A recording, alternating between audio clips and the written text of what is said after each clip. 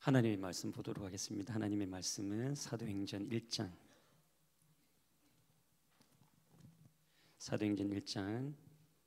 12절부터 14절 말씀입니다.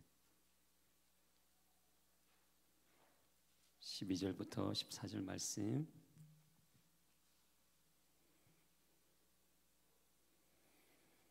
아, 12절부터 14절 말씀 세 절인데요. 우리 함께 합독하도록 하겠습니다. 시작. 제자들이 갈라몬이라 하는 산으로부터 예루살렘에 돌아오니 이 산은 예루살렘에 가까이와 안식일에 가기 알맞은 길이라. 들어가 저희 유하는 다락에 올라가니 베드로, 요한, 야고보, 안드레와 빌립, 도마와 바돌로메, 마테오와 및 알페오의 아들 야고보, 셀롯인 시몬, 야고보의 아들 유다가 다 거기 있어 여자들과 예수의 모친 마리아와 예수의 아우도 더불어 마음을 같이하여 저녁 기도에 힘쓰니라. 아멘. 예, 저녁 기도에 힘쓰니라 라는 제목으로 하나님의 말씀 보도록 하겠습니다. 낮에 보고 또 보니까 또 좋네요. 예. 보고 싶으신 분 옆에 오셨는지 한번 보세요. 예, 오셨어요? 예, 우리 인사드리도록 하겠습니다. 사랑합니다. 인사드리도록 하겠습니다. 예. 오늘도 감기 걸리신 분이 있더라고요. 감기 조심하세요. 인사드리도록 하겠습니다. 특히 독감 조심하세요. 독감이 유행한다고 그러니까. 예. 미국 역사에 기적의 이야기가 있어요. 그것은 미네소타주 이야기인데 1874년도부터 77년도까지 3년에 걸쳐서 가뭄이랑 심한 메뚜기떼로 농작물이 전멸이 되고 대공황이 왔던 때가 있었다고 합니다. 1877년 4월 27일 주지사인 필스베리 씨는 모든 주민에게 감사 기도의 날을 선포했습니다. 농작물은 전멸했지만 몸은 살아있고 앞으로 기회를 주실 하나님께 먼저 감사하자는 것이었습니다. 그래서 미네소타 주민 전체가 감사 기도를 했고 그 감사 기도가 하늘을 덮었던 거예요. 정말 믿기 어려운 사실은 들판에 있던 메뚜기가 어느 순간에 싹 사라져 버렸어요. 예, 과학자들은 여러 가지 설명을 시도하나 기적이라고 밖에 설명할 수 없었다고 합니다. 여러분 멋지지 않으세요? 이것이 기도의 능력인 거예요. 문제가 있다 싶으면 먼저 감사 기도 드리는 저와 여러분 되기를 축복드립니다.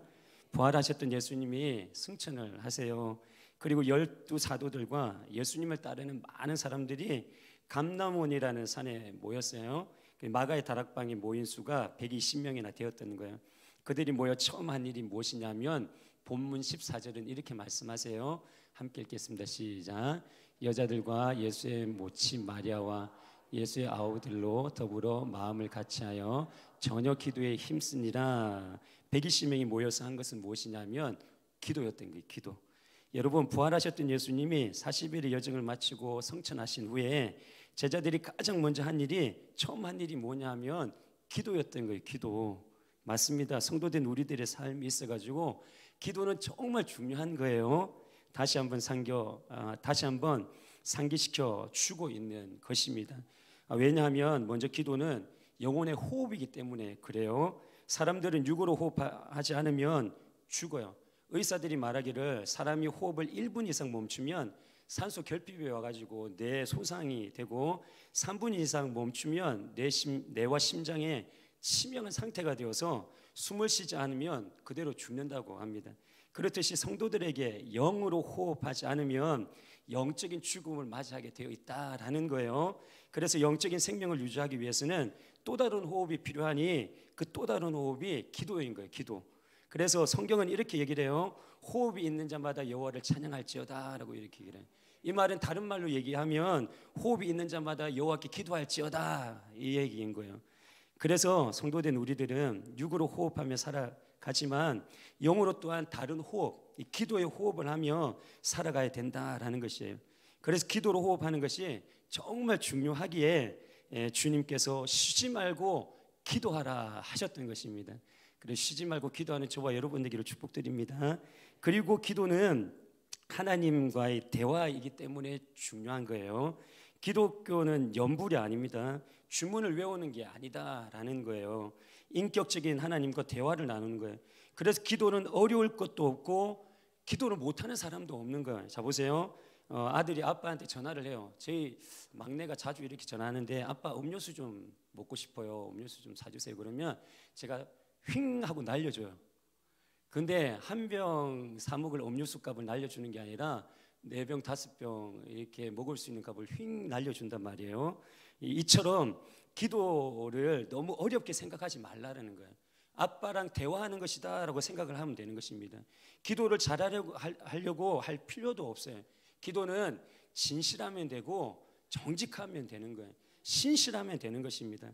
그리고 기도는 하나님과 대화이기에 일방적으로 또 나만 이렇게 말하면 안 되고 그것은 대화가 아니죠. 그래서 기도할 때 하나님의 음성을 듣기 위해서 귀를 쫑긋 세우셔야 돼요. 기도를 통해서 하나님의 음성을 들어야 하는 이유는 하나님의 음성에 하나님의 뜻, 하나님의 섭리, 주님의 원리, 하나님의 원하심이 그 안에 담겨 있기 때문에 그렇습니다. 그래서 기도함으로 하나님의 음성을 듣고 하나님의 뜻을 마음 가운데 품고 하나님이 원하시는 대로 반응하며 살아야 되기 때문에 기도하는 걸 들으려고 해야 하는 것입니다. 사도 바울이 아시아로 가기를 원했어요. 그런데 기도했더니 마게도냐로 가라. 이게 하나님께서 원하심이었어요. 그래서 이 마게도냐로 가는 것이 하나님의 뜻임을 알고 이 사도 바울이 하나님의 뜻대로 아시아로 안 가고 마게도냐로 갔던 거죠. 제2차 세계대전 때 전사한 무명의 용사의 주머니에서 발견된 수첩에 다음과 같은 기도문이 이렇게 적혀 있었다고 합니다. 너무 좋아가지고 제가 가져왔어요. 그래서 읽어드릴게요. 주님, 나는 출세를 위해 당신에게 힘을 구했으나 당신은 저에게 순종을 배우라고 나약함을 주셨습니다. 주님, 나는 위대한 일을 하고 싶어 건강을 청했으나 당신은 보다 큰 당신의 선을 이루시려고 병고를 주셨습니다.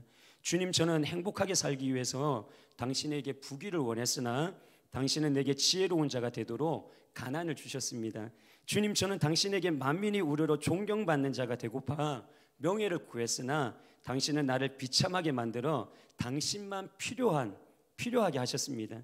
주님, 나는 홀로 있기가 외로워 우정을 청했으나 당신은 나로 하여금 세상의 모든 형제들을 사랑하게 하셨습니다. 주님, 나는 당신에게 내 삶을 즐길 수 있는 것을 원했으나 당신은 나로 하여금 다른 모든 사람들을 즐겁게 해주는 그런 삶을 살도록 하셨습니다. 내가 당신께 구한 것은 하나도 받지 못했지만 당신이 내게 주기를 원하시던 모든 것들은 하나도 빠짐없이 다 채워주셨고 다 받았습니다. 오 주님 감사합니다. 이런 기도였던 거예요. 여러분, 기도를 통해서 하나님과 대화를 나누어 하나님의 음성을 듣는 저와 여러분 되기를 축복드립니다. 하나님 말씀하옵소서, 주의 종이 듣겠나이다 라는 심정으로 하나님의 음성에 귀를 쫑긋 세우고 하나님이 나에게 주고자 하는 것들을 이 안에 채우고 받고 누리시기를 주님의 이름 축복드립니다. 또한 기도는 문제 해결의 통로이기 때문에 중요한 거예요. 빌립보서 4장 6절에서 7절 말씀은 이렇게 말씀하세요. 함께 읽겠습니다. 시작.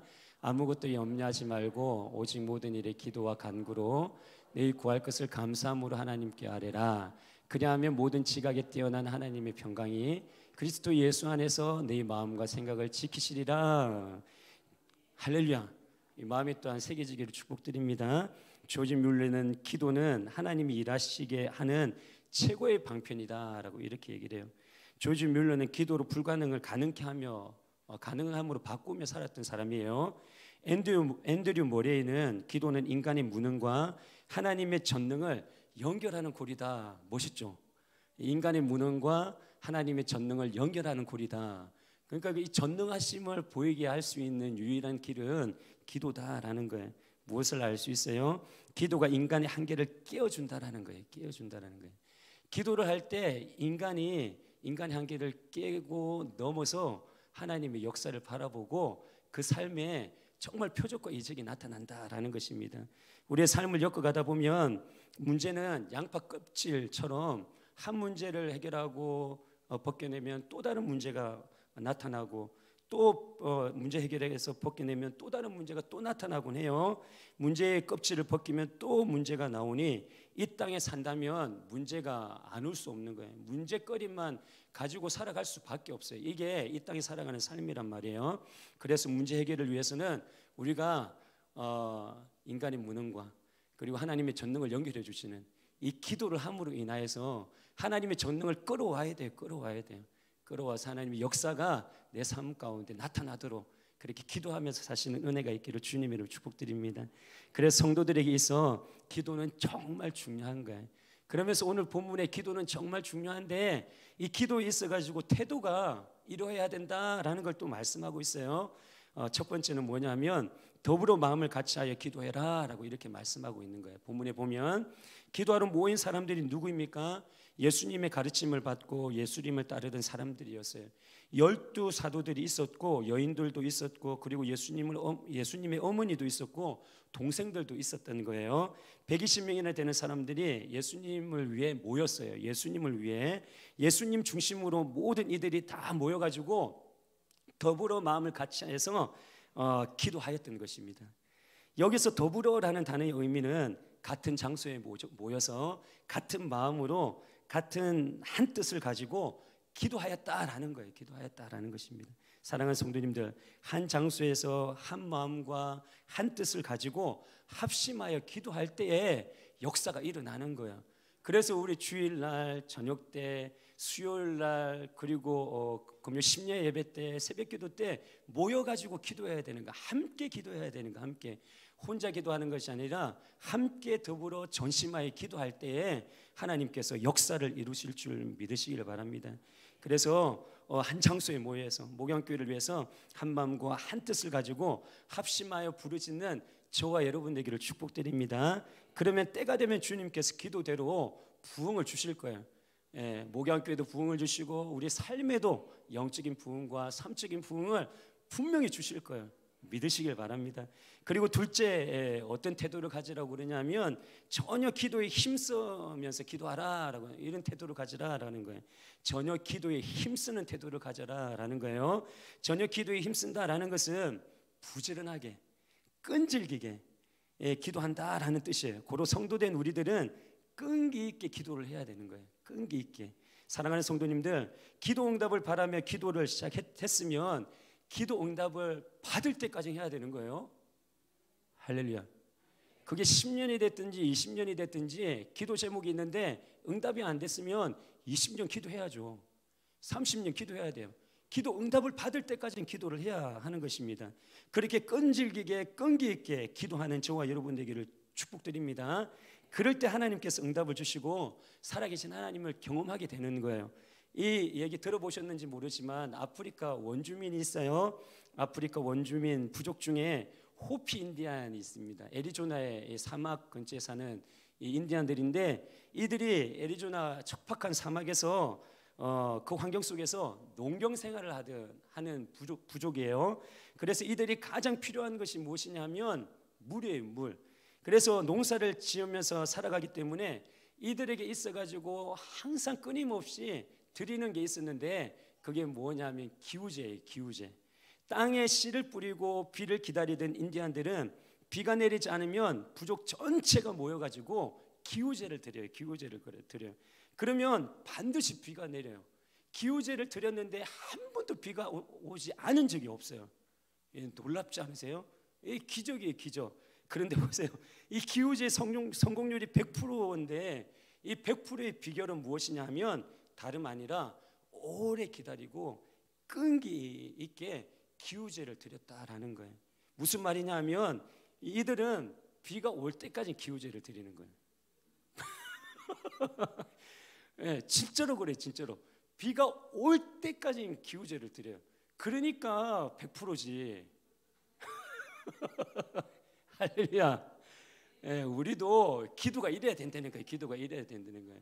하나님께 기도 제목이 있으면 끈기 있게 끈질기게 응답해 주실 때까지 기도를 해야 되는 거예요. 그러면 이 호피 인디안처럼 우리도 기적 안에서 살아가는 거예요. 할렐루야. 그런 삶을 사시기를 주님으로 축복드립니다.